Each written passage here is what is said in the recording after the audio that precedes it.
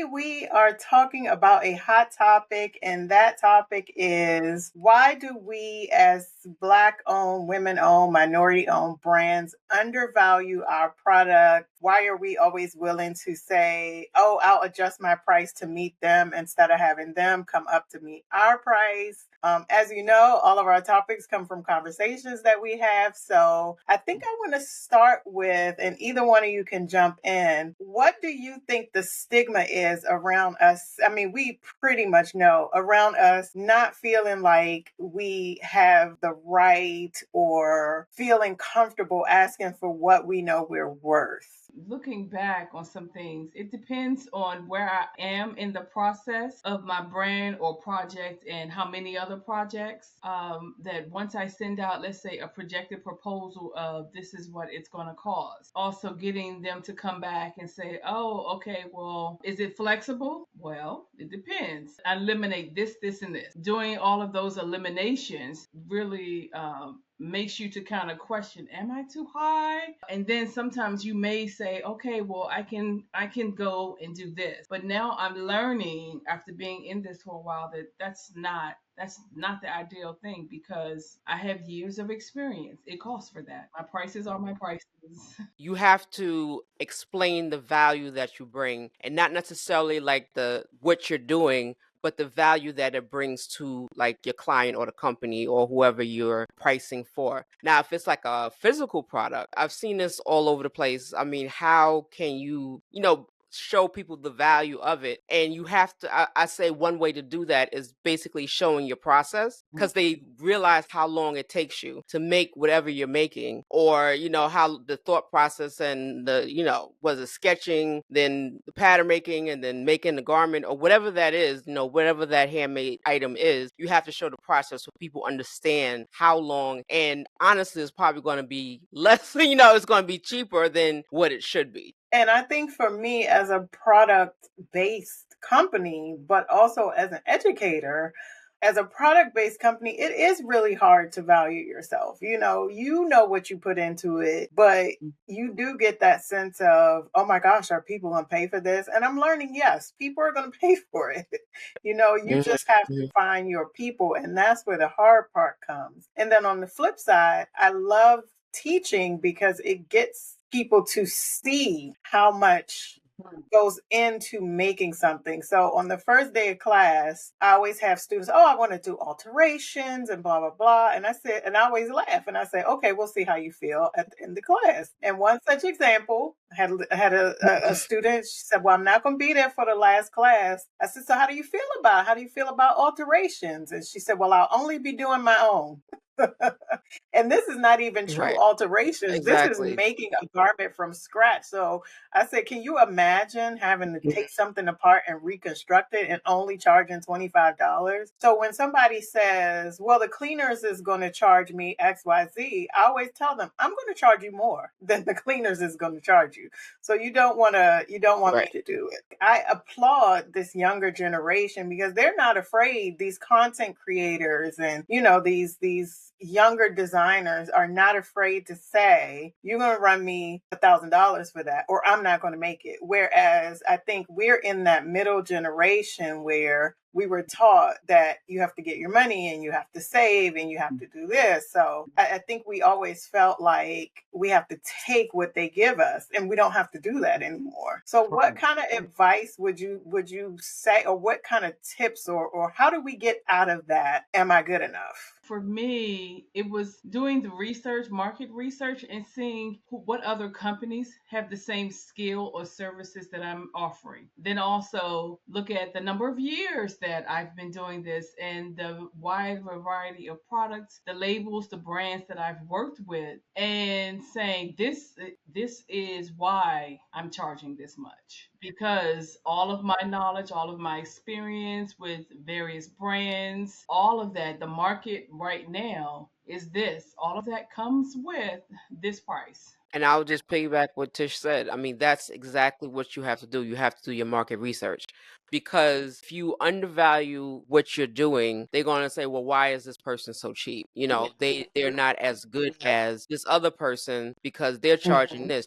I must not be getting the same product. Or like if this is, I'm talking about consulting specifically. Like, I mean, if you won't get, so people, they shop around and they see what the value is. Most people that are in the industry and hire people know what they want and what the value is that you bring to it. They are trying to undercut you, yes, because nobody wants to pay nobody wants to pay anything. But at the same time, you don't want to undervalue yourself because you're selling yourself short because they think that they associate your expertise and your excellence or how good you're going to do the project to the money that you charge. Now, I'm not saying go and charge, something crazy, but at the same time, you want to be in the ballpark of what, the market rate is. And sometimes maybe a little higher so you can leave room for negotiation.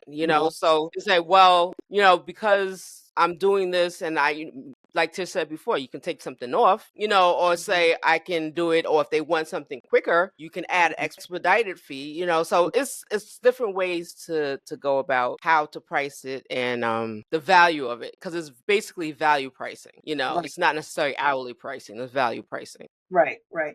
And I'm going to touch on the one thing you said that kind of stuck out, and that was start high and leave yourself room to negotiate. Because they're going to come back with a number, but you know what it's just like negotiating think of it as negotiating for a salary, right? We go to a job interview, they offer us a job, we know how much we want, and they know how much they want to pay, and we have to meet in the middle. So we have to be willing and strong enough in our beliefs and strong enough in the fact that we know what we're doing to walk away. 15,000, but I know I want 10. And you come back with me and say 8. I'm going to say thanks, but no thanks, because I know I want that 10. And I've started high enough to come down to 10 and still get exactly what I want. So it's a fine line, but get those negotiating skills because, just be prepared to walk away. And I think that's the hardest thing for us is it sometimes feels like failure when you have to walk away, but your next appointment might be the one that's going to pay you the 15,000 when you would have settled for 8. So Right. Recently attended this a LinkedIn live, and they were discussing how many people actually negotiate their salaries. The statistics was that only 40% of people negotiate their salary. Everyone else just takes what the people say, and that the majority of them literally left money on the table because they didn't negotiate. They just accepted it when HR and the hiring managers were actually able and willing to go a lot higher. So same thing, same rule applies. It takes a little bit of experience because I can remember when I did not do that.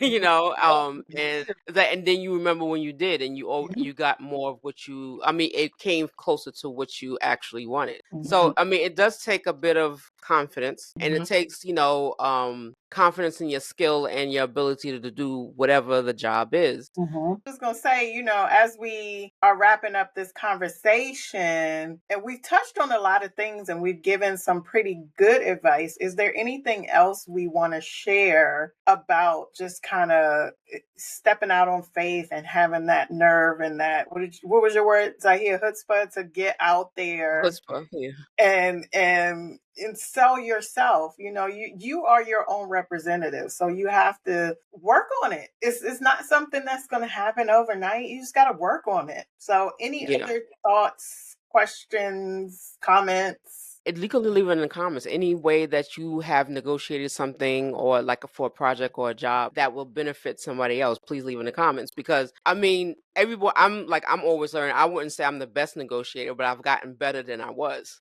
So it's just like I know that sometimes you don't always get what you want, but you have to get closer to the number. So it's just like Naima said, you don't settle for 8, you say you want 10, so you ask for 15, and you might get 12. It doesn't hurt to ask. And honestly, a lot of like employers or project managers or whoever is hiring kind of expect it. It's not like it's why are they going back? They're gonna pay what they're gonna pay. They're not gonna pay more than what they want. So I mean, you just have to ask for what you want and then negotiate what you can accept.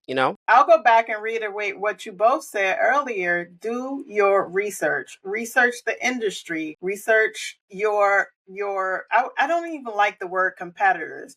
Research your peers and see what they're charging. Yeah, they actually have a feature on Chat GPT which has like an AI agent that does the research for you. So you just have to put in the right prompt, and say I need to, find out the Yeah. pricing for, say what the project is and how long it's going to take you or whatever for so and so company and see what they come back with. I wouldn't say just rely on that. I would double check, and double check what they're saying because sometimes it's like it's a false negative, whatever. So, but it's a starting point. Anyway, it's a starting. It could help you answer those questions. Like if you're not sure where to start, it can help guide you into where to start. Please don't copy and paste directly from AI. Take the advice they give you and make it your own. All right, that was such a good chat, a good topic. Leave us some comments. Let us know your best negotiating skills. Ask us any questions. We'll try our best to answer them. So for tonight, I am Naima of Fearless Threads along with Letitia of Keeping in Stitches. And Zahir from Cover Me Chic. See you next time.